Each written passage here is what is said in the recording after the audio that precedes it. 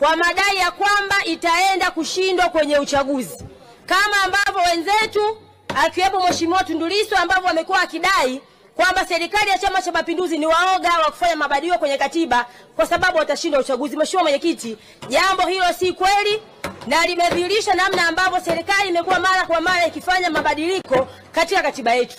Mheshimiwa Mwenyekiti, labda nitumie nafasi hii kidogo niweze kuwakumbusha ndugu zetu ambao wanadai kwamba no reform no election. Mheshimiwa Mwenyekiti, mwaka 2012 katika serikali ya awamu ya 4, Rais wetu wa awamu ya 4 Dr. Jakaya Mrisho Kikwete aliweza kuwasikiliza madai yao na akaasisi mchakato wa kuanzisha katiba marekebisho ya katiba mpya.